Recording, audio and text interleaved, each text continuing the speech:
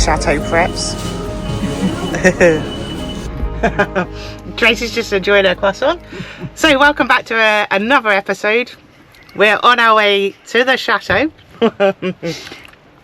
Poor Tracy, I'm filming at totally the wrong time. But I just had to say, we're in the Intermarché in the local village that we were in today. Anyway, and my French is coming on that well. The young lady at the till's trying to chat to me, and I'm doing my bestest French back, but it's not very good. I just was that impressed. I got a free bag for life. A good quality one as well. I don't know why I'm bothering. I'm trying to do my best French with a proper accent. This one just murders it and walks out with free gifts. So thank you, Intermarché. Said Intermarché.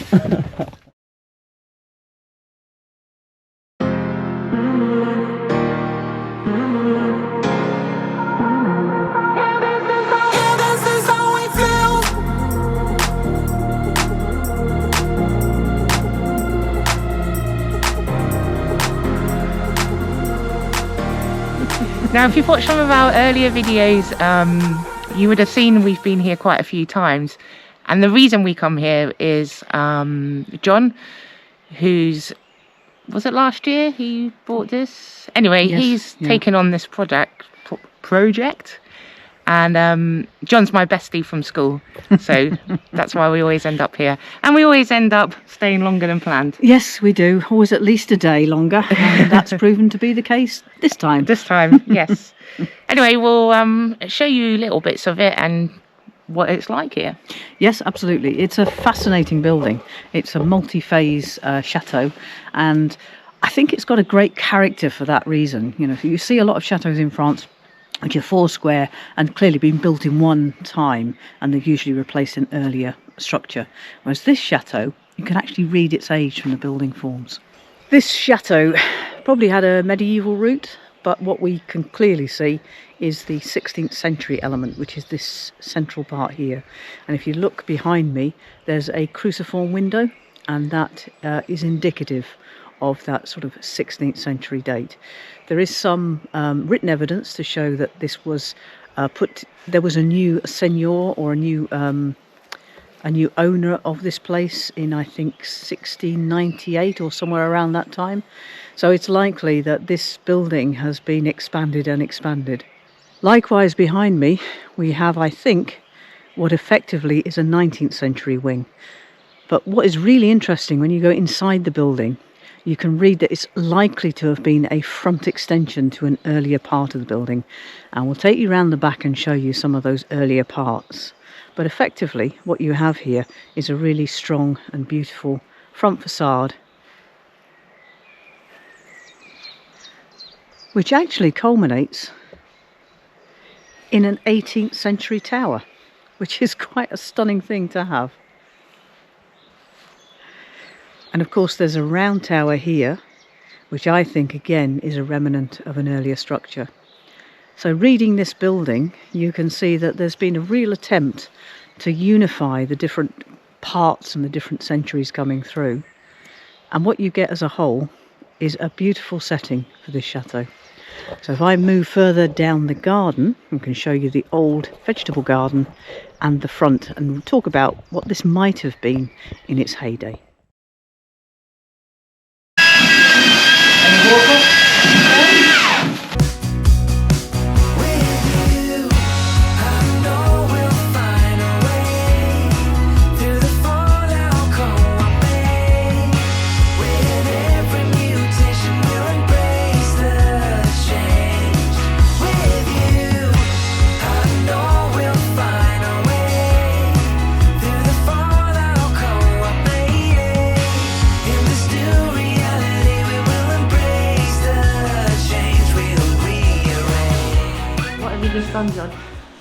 We have just applied self-levelling to what is going to be my office and the downstairs utility room.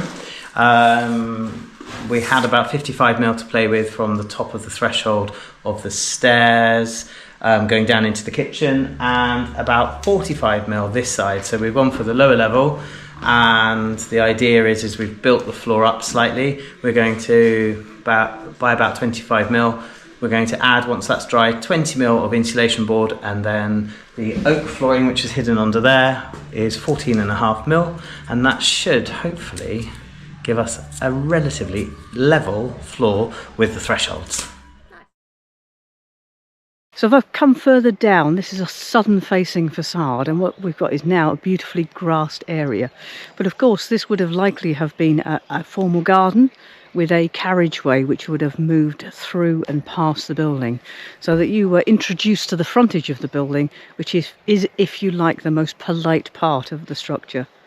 But in addition, you've got a somewhat traditional ha-ha, so there's a wall behind me here, and that steps down and there is the remains of an earlier walled garden.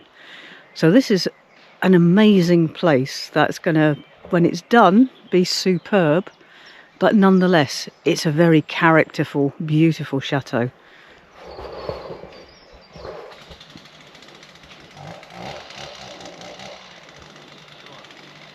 I think one of the more unusual parts of the chateau are those upper floor windows. You can see that the apex of the dormer windows is actually open to the atmosphere, and that probably suggests that this is likely to be quite a sunny facade, and I wonder if that was part of management of sort of thermal energy on those upper floors. Should we do a barbecue for lunch? Work is almost over, summer's getting closer. No time to be sober, sunshine on my shoulders. I'm alive and breathing, living my best life. Love is on my mind and it's making me high.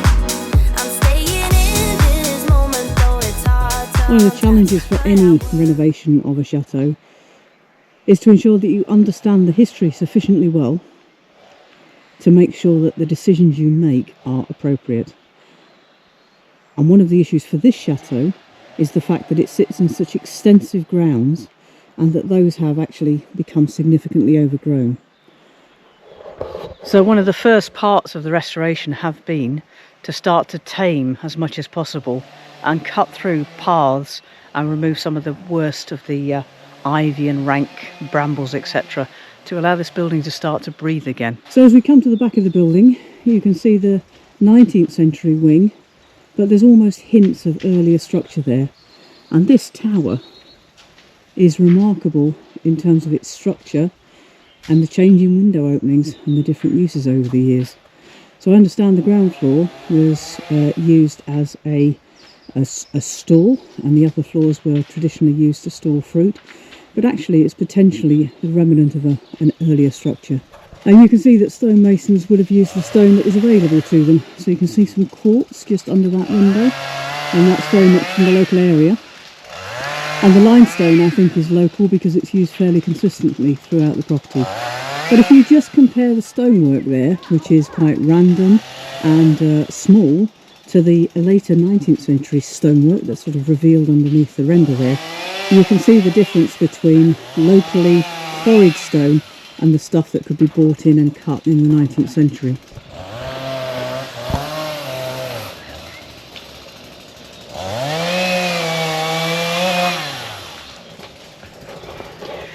And I think the remnants of the towers are a key part of the history of this building.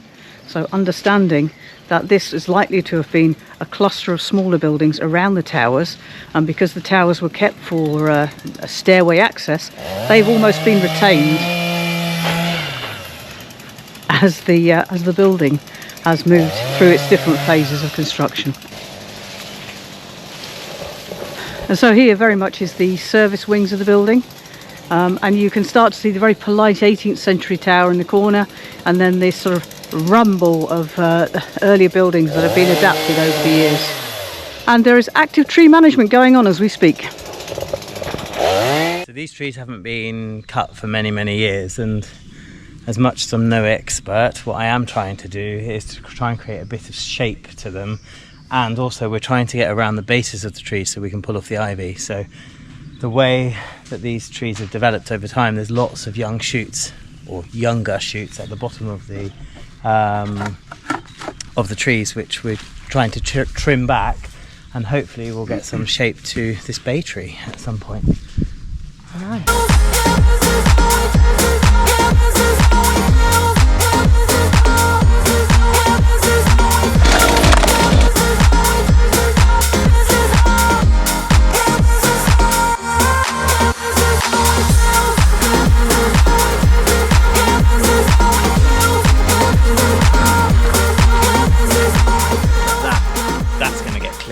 because as soon as all that laurel is taken back to a hedge, Yeah. well, that's going to be 6 for the next 18 months or so, because Yeah. we're going to take it to kind of knee height. Yeah. And what's that, 20 foot? Yeah. So you're gonna have to recoppice it. So yeah, that's going to have to, but that's okay. I've seen some very old photos.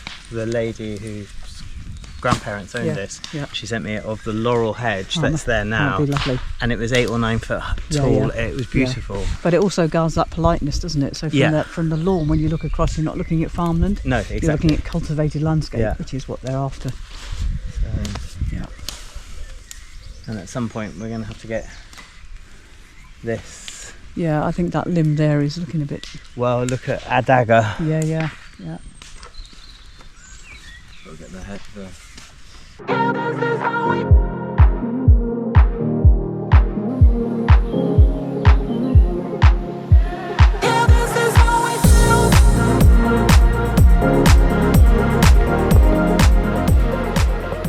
I'd actually quite like the contrast between the much earlier 16th century and the very polite 18th century tower. And I think that is one of the beauties of this particular chateau, is that these elements of buildings sit side by side and they work really well together. So the chateau has a charm of its own, and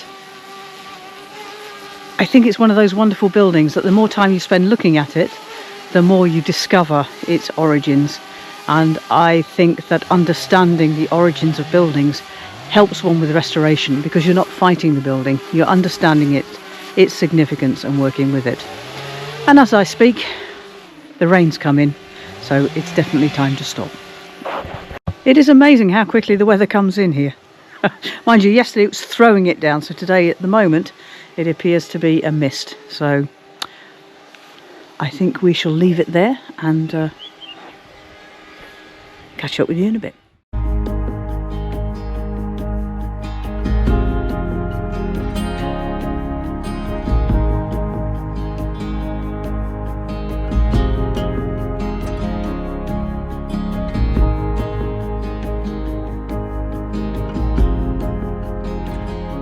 So our time at the chateau was coming to an end. We stayed longer than normal, didn't we, Trace? As usual, yeah. As usual, but it was nice to spend Easter Sunday here and have a roast dinner with John and his family. So we are now heading to Hossegor to hopefully Tracy's gonna go surfing, and we want to have a look at the bunkers. Well, I want to have a look at the bunkers.